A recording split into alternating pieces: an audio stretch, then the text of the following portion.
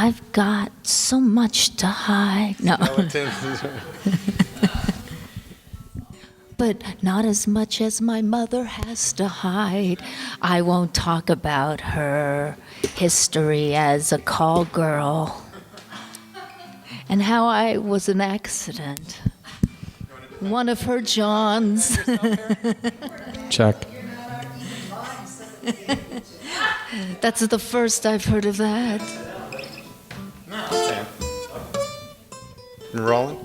Jill, I like that. That was cool. Thank you.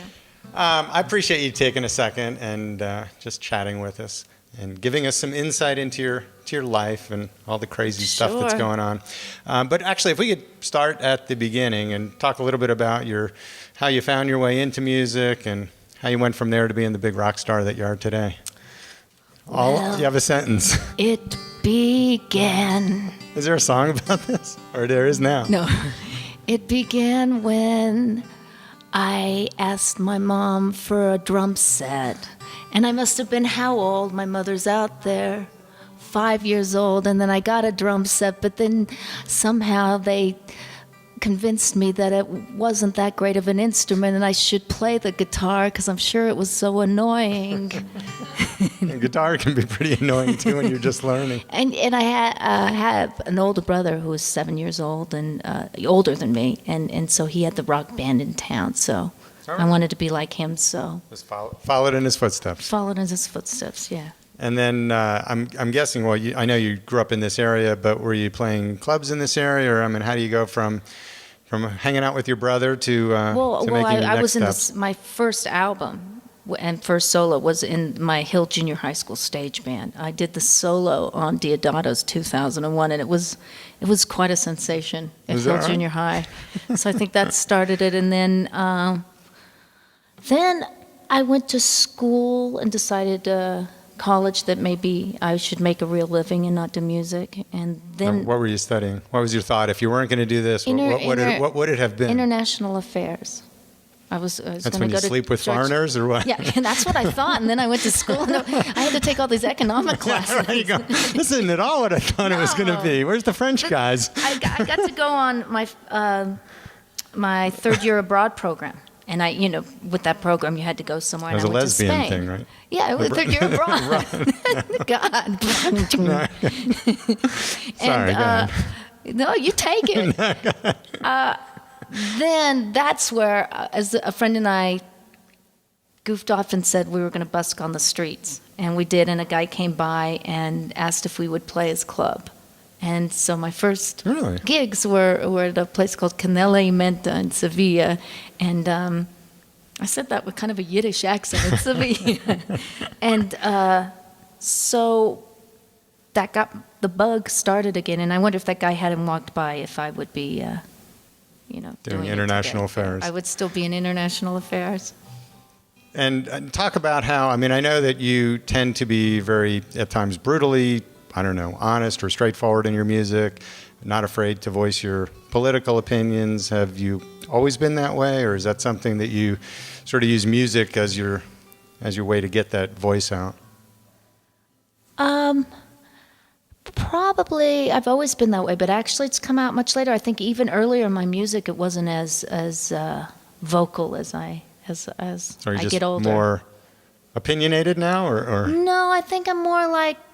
Hello, my beloved HMTV viewers. I'm here to inform you that Jill Sobule, the trailblazing singer-songwriter renowned for her 1995 hit, I Kissed a Girl, has died at the age of 66 in a house fire in Woodbury, Minnesota, on May 1st, 2025. Her death was confirmed by her publicist, though the cause of the fire remains under investigation. Jill Sobule was born on January 16, 1959 in Denver, Colorado, and grew up as a third-generation Denver native on one side of her family.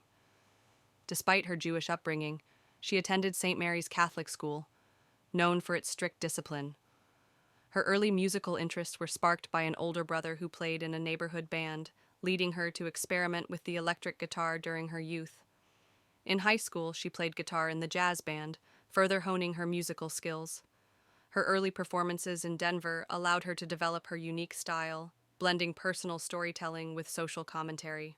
This foundation led to her debut album, Things Here Are Different, released in 1990 and produced by Todd Rundgren.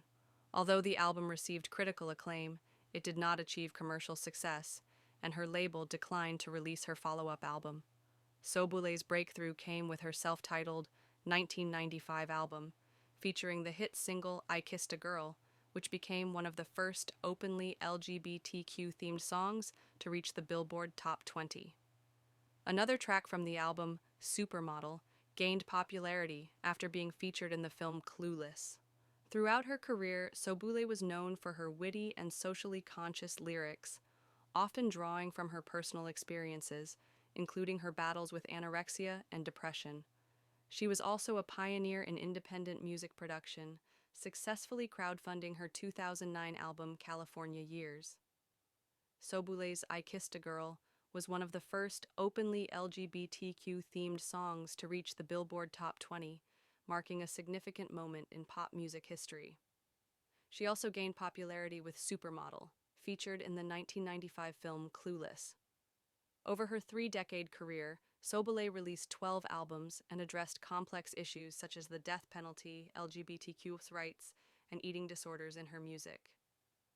She was also a pioneer in independent music production, successfully crowdfunding her 2009 album California Years. At the time of her death, Sobule was on a mini-tour performing songs from her autobiographical musical FCK 7th Grade, which was nominated for a Drama Desk Award. A cast recording of the musical and a 30th anniversary reissue of her self-titled album are scheduled for release on June 6, 2025. Sobule is survived by her brother James, sister-in-law Mary Ellen, and 3 nephews. A formal memorial is planned for the summer of 2025.